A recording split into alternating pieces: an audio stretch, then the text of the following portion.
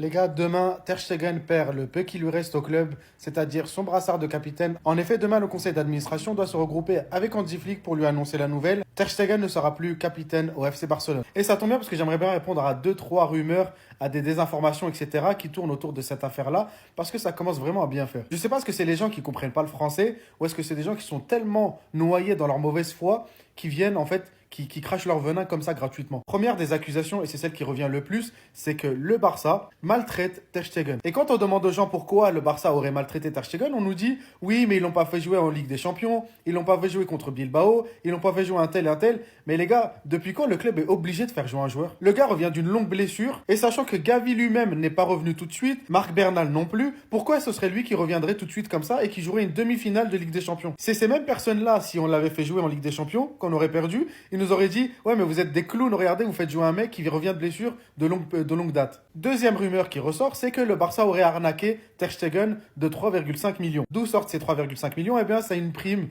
qu'il avait dans son contrat et le Barça doit lui verser s'il joue 60% des matchs. Sauf que le gars, il est pas bête, il a ses avocats, il a ses agents, etc.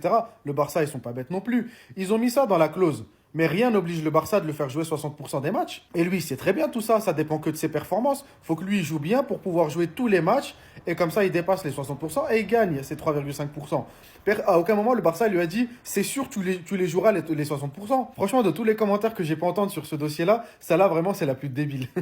La troisième et dernière, parce qu'en vrai, il y en a plein, mais je vais m'arrêter sur celle-là, c'est que le Barça aurait pris l'argent de Ter Stegen pour inscrire d'autres joueurs. Sauf que c'est faux, c'est pas ça encore une fois. Quand on vous dit que le Barça peut utiliser 80% de son salaire pour inscrire un autre joueur, il va pas prendre l'argent de Ter Stegen pour aller le donner à Joan Garcia ou à quelqu'un d'autre. C'est un règlement du fair play financier qui autorise à utiliser une somme qui correspond à 80% de son salaire, mais c'est pas son salaire, c'est juste que cette somme-là, elle vaut 80% de son salaire pour inscrire un autre joueur. C'est juste ça. On lui a pas pris son argent pour le donner à un autre. Un autre dernier truc en bonus, là, je devais même pas le dire, mais vas-y, je vais le dire quand même. Et le Barça, ils ont jamais dit qu'ils avaient besoin de Ter Stegen pour inscrire les joueurs, hein.